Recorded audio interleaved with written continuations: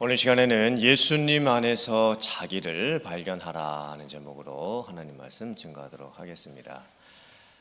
빙산의 일각이라는 말 아시죠? 화면을 한번 봐주시길 바랍니다. 바다에 떠있는 빙산의 모습을 보면 바다 위쪽에 보이는 부분이 있지만 실제 빙산의 모습은 바닷물 아래쪽에 보이지 않는 부분이 훨씬 더 큽니다. 제가 사진을 한번 찾아봤는데요. 요즘 AI로 만든 사진이 너무나 많아가지고 저 사진은 실제로 미국 해양대기청이 찍은 사진입니다. 그래서 밑쪽에 보면 바닷물 아래쪽에 잠겨있는 저 빙산의 모습이 보이시죠? 근데 사실 저게 훨씬 더 큽니다. 사진으로는 저걸 다 찍어낼 수가 없고, 그래서 일러스트레이션으로 이렇게 만든 그걸 보면 오른쪽에 보면 바닷물 위쪽에 보이는 빙산의 일각은 일각, 작은 조각은 조금이지만 사실 빙산은 그 아래쪽에 바닷물에 잠겨서 보이지 않는 부분이 훨씬 더 큽니다. 자, 저 보시고요. 제가 왜 이 빙산의 일각에 대해서 말씀을 드리냐면 사람이라는 존재도 똑같습니다. 사람의 모습도 겉으로 보이는 그 모습이 전부가 아닙니다. 사람은 빙산보다 더 복잡하지요. 마음도 있고 감정도 있고 의식도 있고 영적인 부분까지 있습니다. 그래서 어쩌면 빙산의 일각처럼 사람의 모습도 겉으로 보이는 사람의 모습이 다가 아니라는 겁니다. 내면 세계가 있습니다. 감춰진 세계죠. 나에게도 솔직히 잘 안 보이고 다른 사람의 눈에도 잘 안 보입니다. 근데 그 깊은 내면의 세계라는 것이 있습니다. 우리의 인생을 빙산의 일각으로 보면 겉으로 보여지는 부분에서는 세상적인 면으로 봤을 때 좋은 대학도 나왔고 좋은 직장도 다니고 있고 비즈니스도 잘하고 계시고 돈도 많이 벌고 계시고 결혼도 하셨고 자녀도 키우고 계시고 집도 있습니다. 또 영적인 모습으로 보았을 때에도 하나님도 믿고 계시고 교회도 다니고 계시고 말씀도 보고 있고 기도도 하고 있고 직분도 맡고 있고 교회에서 여러 가지 사역들도 많이 하고 계십니다. 어쩌면 빙산의 일과 우리의 겉으로 보여지는 모습을 봤을 때는 참 괜찮아 보이는 모습이 많이 있어 보입니다. 그런데 우리의 인생에서 발생되는 문제들을 가만히 살펴보면 어쩌면 빙산의 아랫부분, 감춰져 있는 부분과 같이 내 내면에 깊숙이 있는 그곳에서 많은 문제들이 일어나는 것을 보게 됩니다. 우리가 교회에서 예배도 열심히 드리고 있고 전도도 많이 하고 있고 선교도 다니고 또 봉사도 많이 하고 사역도 하고 성경 공부도 그렇게 많이 하고 훈련도 그렇게 많이 받았는데 왜 나의 인격에는 그렇게 뭐가 나 있을까요? 왜 화내는 것이 절제가 안 될까요? 왜 인간관계에서는 그렇게 계속 문제가 생길까요? 다른 사람들 가십하는 것을 왜 그렇게 좋아하게 될까요? 사람들과 편을 만들기를 즐겨하고 돈 관계가 또 깨끗하지 못하고 심지어 어떤 성도님들께서는 술 먹는 것을 즐겨하시는 분들도 계시고 가정에서 언어적인 폭력을 남편과 아내, 자녀들에게 행사하시는 분도 계시고 심지어는 물리적인 폭력까지 교회를 다니는 성도님들이 가하는 경우도 있고 약물 중독이 되어 계신 분들도 계시고 정신적인 문제로 힘들어하는 분들도 계실 수가 있습니다. 왜 사람이 잘 안 바뀔까요? 왜 인간의 존재가 잘 변화되지 않는 것일까요? 그 이유는 빙산의 일각처럼 빙산의 모습도 겉으로 보이는 빙산의 모습이 다가 아니고 바닷물에 잠겨져 있는 빙산의 모습이 더 큰 것처럼 우리들의 인생에도 다른 사람에게 보여지는 그 겉모습이 아니라 해결되지 않는 이 내면 세계 깊숙한 곳에 문제들이 많이 있기 때문입니다. 그것을 우리는 뭐라고 하냐면 상처, 가시, 쓴뿌리라고 하는 거예요. 우리의 내면 세계 깊숙한 곳에 쓴뿌리가 있습니다. 썩어가는 뿌리가 있는 거예요.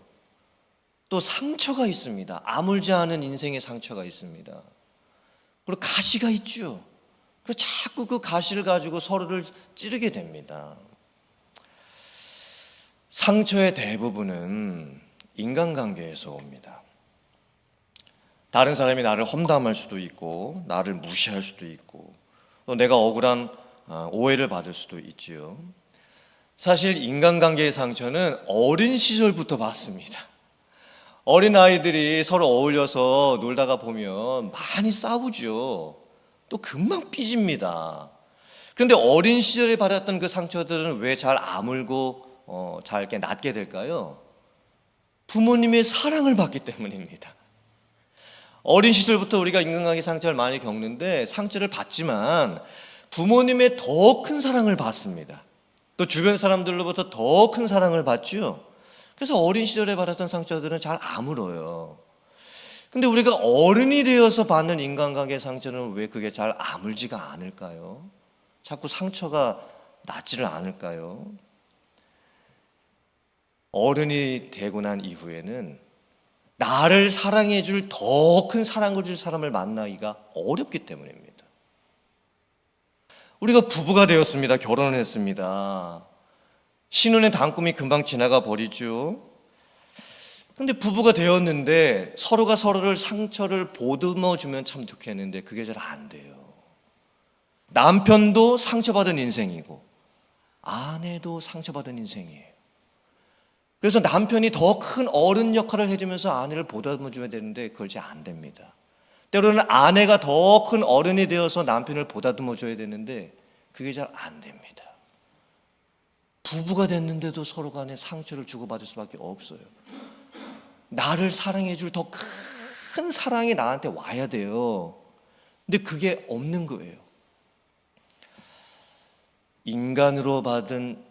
인간한테서 받은 그 상처는요, 인간으로부터 잘 치유가 안 됩니다. 그게 우리 인생의 비극인 거예요. 사람으로 받은 상처는 사람으로부터 치료가 잘 안 됩니다. 그거는요, 하나님으로부터 와야 가능한 거예요. 더 큰 사랑이 와야 해요. 더 큰 사랑. 더 큰 사랑을 하나님으로부터 받게 될 때 어른의 상처가 치유되기 시작을 하는 거예요. 또 상처, 가시, 쓴뿌리는 언제 생기냐면 인생을 살면서 어려운 사건들을 겪을 때 생깁니다.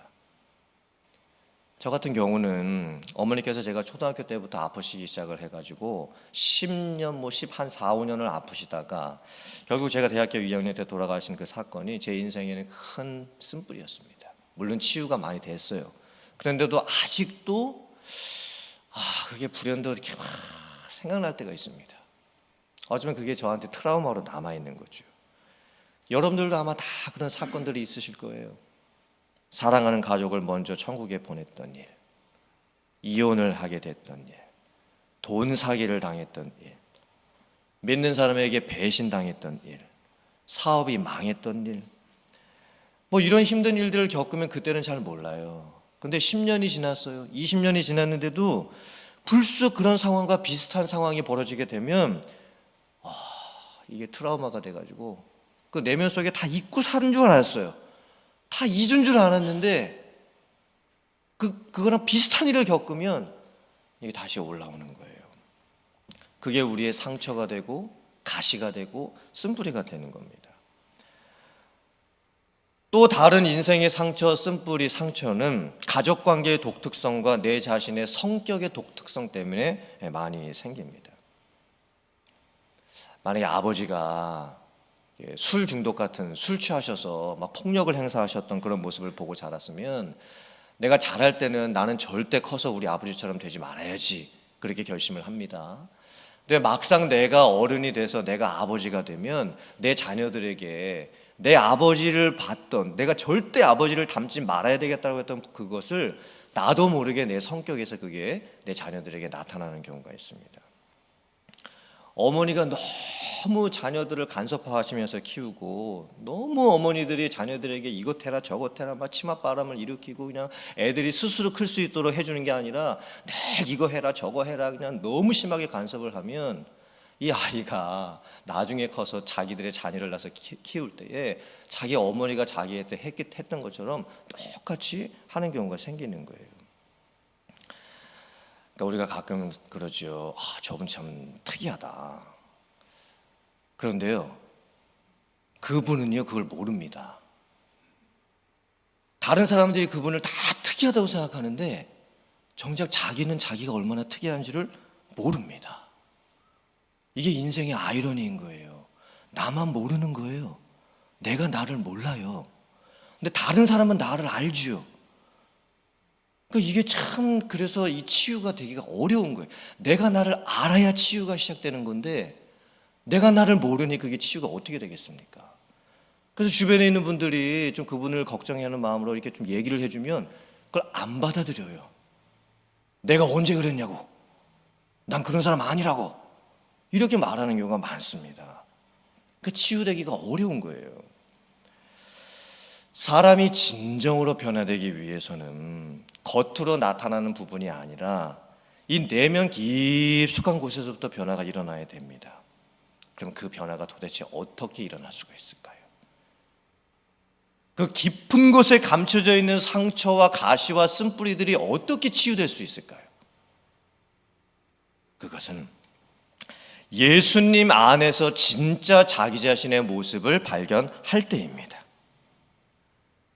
빙산의 일각처럼 우리 인생의 겉으로 나타난 그 모습은 다른 사람의 눈에 비춰지는 내 모습이지요. 그런데 다른 사람의 눈에 비춰지는 내 모습을 내가 본다고 내가 변화되는 게 아닙니다. 진짜 내가 변화되려면 내 안에 있는 내 내면 세계의 모습을 내 스스로 볼 줄 알아야 되는데 그 빙산 아래에 감춰져 있는 것처럼 내 내면 세계의 깊은 부분은 보기가 어려워요. 그건 누구를 통해서 볼 수 있냐면 예수님을 통해서만이 볼 수가 있습니다. 예수님 안에서의 자기 발견이죠. 예수님을 믿고 나서 변화된 그 삶 속에서 정말 내 모습을 이제 보게 될 때 그때 진짜 사람이 변화되게 되는 거예요. 오늘 말씀을 통해서는 이제 바울 사도의 인생을 한번 살펴보려고 합니다. 바울 사도가 과연 예수님 안에서 뭘 발견했는지, 바울 사도가 예수님을 믿기 전의 모습하고 예수님을 믿고 나서의 모습이 어떻게 바뀌어갔고, 바울 사도가 인생을 살아가면서 나이가 먹어가면서 예수님 안에서 자기를 볼 수 있는 그 영적인 눈들이 어떻게 띄어가고 있는지, 오늘 그 말씀을 같이 한번 나눠보려고 합니다. 화면 보시고 사도행전 22장 3절 말씀과 빌립보서 3장 5절 말씀을 같이 한번 읽어보겠습니다. 시작. 나는 유대인으로 길리기아 다소에서 낳았고 이 성에서 자라 가말리엘의 문화에서 우리 조상들의 율법의 엄한 교훈을 받았고 오늘 너희 모든 사람처럼 하나님께 대하여 열심히 있는 자라. 나는 8일 만에 할례를 받고 이스라엘 족속이요 베냐민 지파요 히브리인 중에 히브리인이요 율법으로는 바리새인이요 열심으로는 교회를 받게 하고 율법의 의로는 흠이 없는 자라. 바울 사도가 자기 고백을 하고 있잖아요 지금. 예? 자기가 옛날 이런 사람이었다 지금 스스로 자기를 평가하면서 자기 고백을 하는데, 바울 사도의 원래 이름이 뭐였습니까? 사울이었죠. 구약에 사울 왕이 있었습니다. 사울 왕도 베냐민 지파였어요. 그런데 바울 사도의 옛 이름 사울도 베냐민 지파였습니다. 즉 사울은요 사울 왕의 이름을 따서 이름을 지은 거예요. 사울 왕이 이스라엘의 초대 왕이잖아요. 사울 왕의 이름을 따서 사울이라고 이름 지은 것은요, 이 부모님이 대단한 자긍심을 갖고 이 사울의 이름을 지어준 겁니다.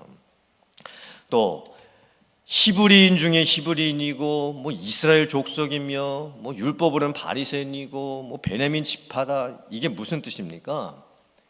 엄청난 자긍심을 지금 갖고 있는 거예요.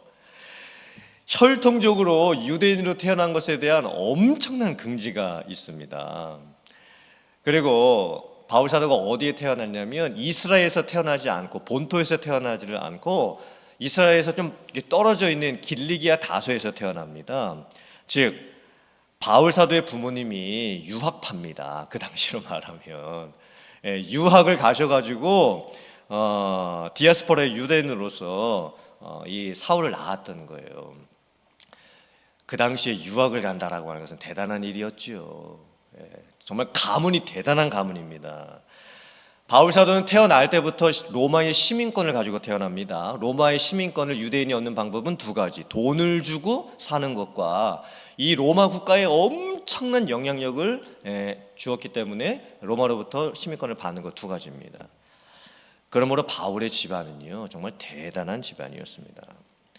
그리고 어렸을 때부터 바울 사도가 율법의 교육을 받기 시작하는데 초등학생, 중학생, 고등학생 10대 후반의 나이 초엘리트 교육을 받습니다. 엄청난 엘리트 교육을 받으면서 자라게 되는 거예요. 그리고 한 25살 정도까지 이제 그렇게 자라고 본인도 랍비가 됩니다. 25살 어린 나이지 않습니까? 물론 그때 그 당시에는 좀 나이가 든 걸 수도 있겠지만 그때 자기도 랍비가 돼서 다른 사람을 가르칩니다. 자, 바울이 세상적 관점으로 다른 사람의 눈에 보이는 관점으로 자기를 옛날 보았던 그 모습을 잘 보세요.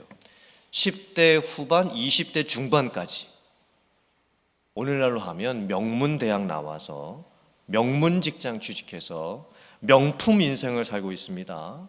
자기가 상위 1%에 속해 있는 사람이라고 생각하면서 지금 인생을 살고 있는 거예요. 자기가 최고라고 생각을 하고 있습니다. 그런데 바울의 이런 자긍심이 바울을 교만하게 만들어 버립니다. 그래서 하지 말아야 할 일을 하게 됩니다. 화면 보시고 사도행전 8장 1절 또 사도행전 9장 1절 이하의 말씀 같이 한번 봉독해 보겠습니다. 시작. 사울은 그가 죽임당함을 마땅히 여기더라. 사울이 교회를 잔멸할새 각 집에 들어가 남녀를 끌어다가 옥에 넘기니라. 사울이 주의 제자들에 대하여 여전히 위협과 살기가 등등하여 대제사장에게 가서 예수님과 바울 사도의 나이 차이가 한 8살, 9살, 한 10살 정도로 추정을 할 수가 있습니다.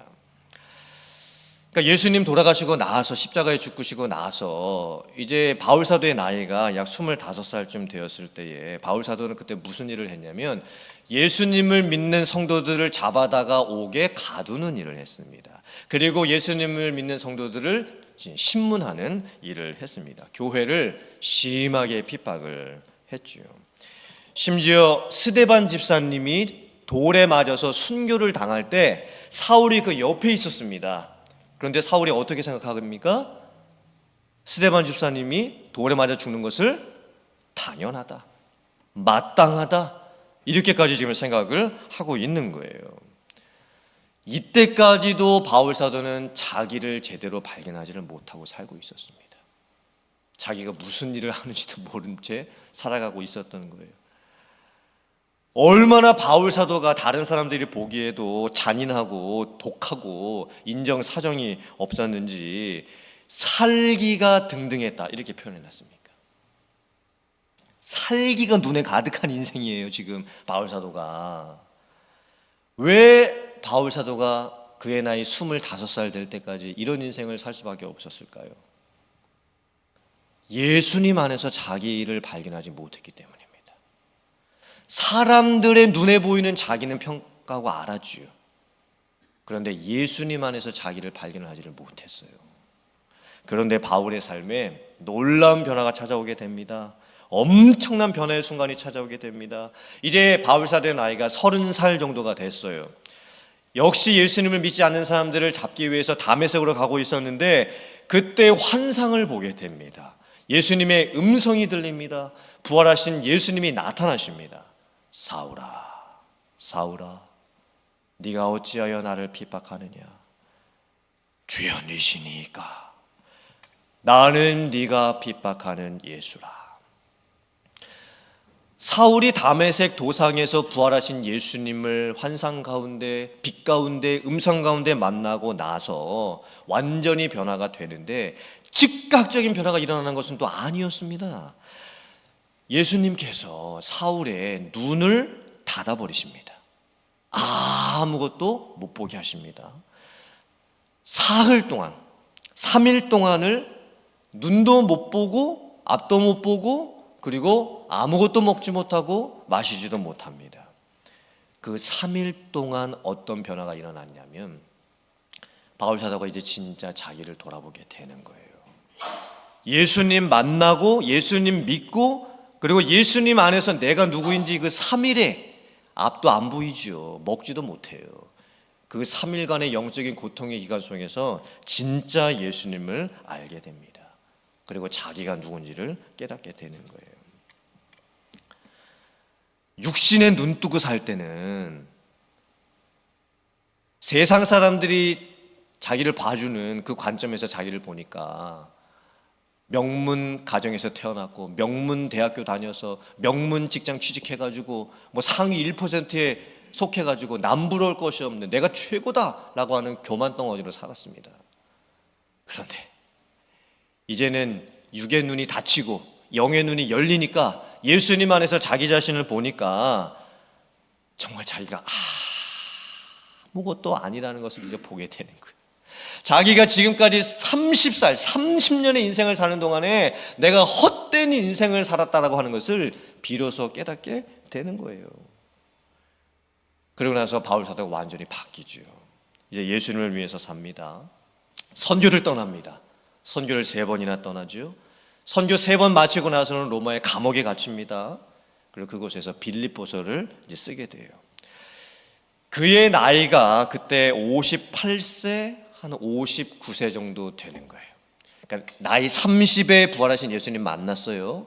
그리고 나서 이제 변화된 삶을 살고 이제 한 28년, 29년 지났어요. 거의 30년 지난 거예요. 그리고 나서 바울 사도가 예수님 안에서 발견한 자기의 모습을 이렇게 고백을 합니다. 화면 보시고 빌립보서 3장 7절 이하의 말씀 같이 한번 봉독해 보겠습니다. 시작. 그러나 무엇이든지 내게 유익하던 것을 내가 그리스도를 위하여 다 해로 여길 뿐더러 또한 모든 것을 해로 여김은 내 주 그리스도 예수를 아는 지식이 가장 고상하기 때문이라. 내가 그를 위하여 모든 것을 잃어버리고 배설물로 여김은 그리스도를 얻고 그 안에서 발견되려 함이니. 아멘. 바울 사도가 나이 30에 예수님 믿고 예수님 만나고 구원받고 나서 선교 다니고 이제 28년, 29년 지났습니다. 거의 60이 가까우는 나이가 되었습니다. 그리고 나서 자기 인생 돌아보니까 예수님 믿기 전에 나이 30 전에 살았던 자기의 삶, 그때 가지고 있었던 돈, 권력, 또 세상의 뭐 명예, 지식, 자랑, 그게 아무것도 아니라는 것을 다시 한번 고백을 하게 됩니다. 자기가 그렇게 소중하게 여겼던 그 세상의 모든 것들이 배설물처럼 여겨진다는 거예요. 똥같이 생각된다는 겁니다. 그리고는 예수님을 알고 예수님을 믿게 된 것이 자기 인생에서 가장 소중한 것이라고 고백을 하지요. 마지막 절, 그 안에서 발견되려 함이니. 즉 예수님 안에서 내 자신을 발견하기를 원한다. 예수님 안에서 내게 있는 이 돈의 의미는 무엇이고 생명의 의미는 무엇이고 직업의 의미는 무엇이고 비즈니스의 의미는 무엇인지 왜 사는지 발견되기를 원한다. 예수님 안에서 나를 보기를 원한다. 이렇게 지금 고백을 하는 거예요. 그리고 오늘 디모데전서 1장의 고백은요, 또 2, 3년이 더 지나요. 그리고 이제 바울 사도의 나이가 거의 60세, 한 61세 정도 되었을 때입니다. 이제 순교당하기 한 1년, 2년 전이에요. 바울 사도가 죽기 전, 이제 마지막이에요. 죽기 전 한 1년, 2년 전에 자기를 돌아보면서 또 고백을 해요. 오늘 디모데전서 1장에서 어떻게 고백했습니까? 내가 예전에는 비방자였고 박해자였고 폭행자였다. 예수님을 핍박했던 사람이었다. 그때 왜 그랬냐? 내가 알지 못해서 그랬다. 즉 예수님을 알지 못하니까 내가 그때 뭘 하면서 살았는지도 나는 모르겠다. 내가 예수님을 알지 못하니까 내가 그때 예수님을 믿는 사람들 교회를 왜 그렇게 비방하고 핍박했는지 박했는지 나도 모르겠다. 그게 참 너무나 한스럽다. 그게 너무나 후회된다. 지금 이렇게 고백을 하는 거예요. 바울 사도는요, 나이 30대기 전까지 자기가 누군지를 모른 채 살았어요. 자기가 뭘 하는지도 모른 채 살았어요. 세상의 눈으로 보고 세상의 관점으로 보고 다른 사람의 눈으로 보는 자기를 보니까 대단했죠. 자랑할 것도 많았습니다. 교만이 하늘을 찔렀습니다. 근데 예수님 믿고 30년 이제 흘렀어요. 바울 사도의 나이가 거의 60입니다. 이제 감옥에 갇혀 있습니다. 죽을 날도 얼마 남지 않았습니다. 그때 바울 사도가 예수님 안에서 자기를 발견하고 난 후에 정말 놀라운 고백을 합니다. 나는 죄인이었다. 나는 죄인이었을 뿐만 아니라 나는 죄인 중에서도 괴수였다. 괴수가 뭘까요? 이 괴물이라는 뜻이 아니라 우두머리라는 뜻이지요. 나쁜 짓 하는 사람들의 우두머리, 그게 괴수라는 뜻입니다. 즉 나는 죄인이었습니다. 근데 나는 죄인 중에서도 죄인이었습니다. 나는 죄인 중에서도 가장 흉악한 우두머리 죄인이었습니다. 이렇게 좀 고백을 하고 있는 거예요.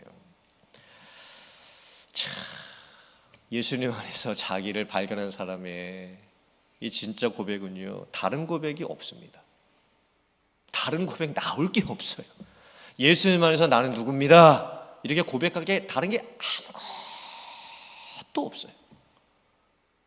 나는 죄인일 뿐입니다. 나는 죄인입니다. 이 고백밖에 없는 거예요. 그런데 또 하나의 고백이 나오지요. 이번에는 말로 할 수 없는 감사의 고백입니다. 이런 죄인 중에서도 죄인이었던, 죄인의 우두머리였던 나를 하나님께서 충성되이 여겨주셔서 나에게 직분을 맡겨주셨다. 그리고 나를 지금까지 60평생 사용해 주셨다. 이게 바울 사도의 또 다른 감사의 이제 고백이었습니다. 하나님께서 나에게 은혜를 베풀어 주셔서 나에게 직분 주신 것. 무슨 직분을 받았을까요?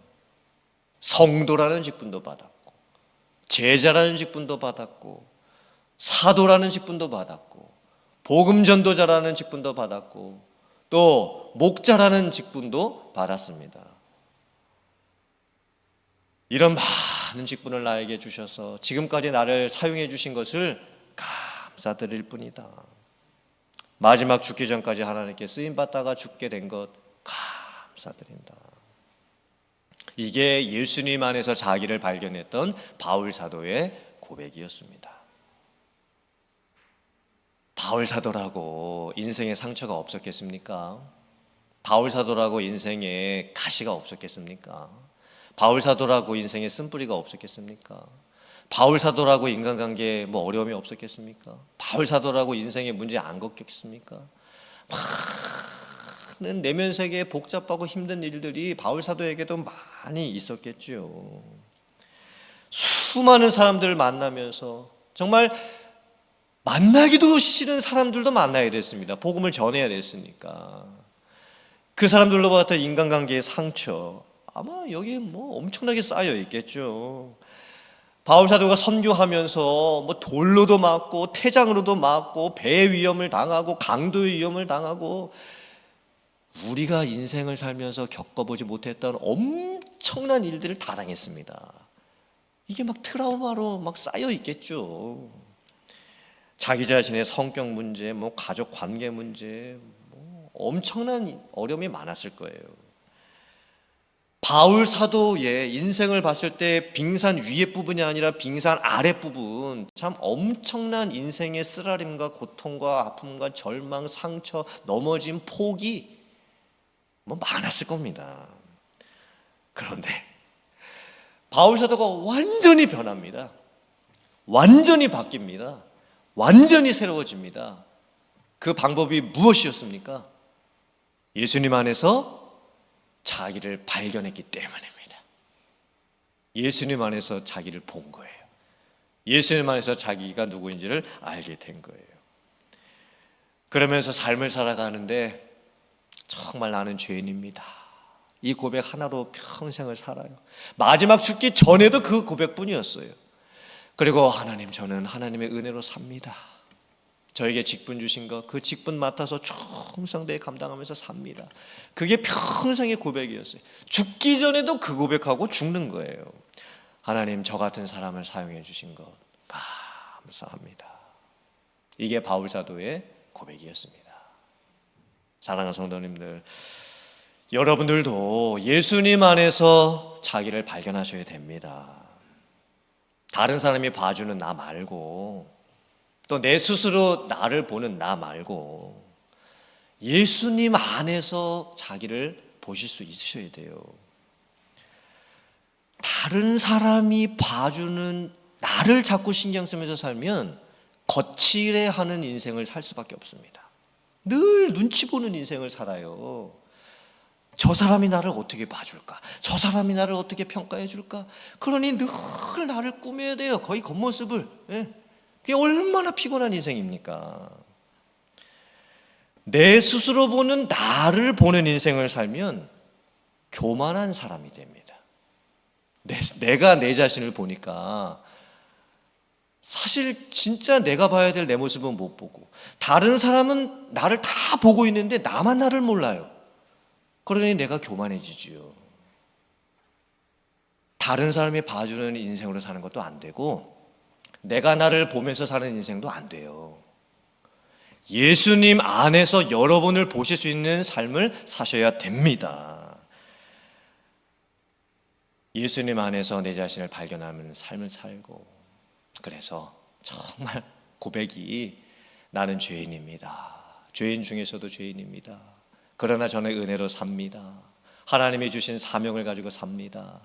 그리고 여러분의 인생의 마지막 순간이 다가오게 될 때 이 감사의 고백과 이 회개의 고백이 정말 여러분의 고백이 되실 수 있기를 주님의 이름으로 축원합니다. 예수님 안에서 여러분을 잘 발견하셔서 오늘 이 시간 이후로부터 말씀 안에서 여러분들을 발견하셔서 어제와 다른 오늘의 삶을 살고, 여러분이 지금까지 살았던 과거의 삶과는 다른 삶을 살아갈 수 있는 그런 여러분들 다 되실 수 있기를 주님의 이름으로 축원합니다. 아멘.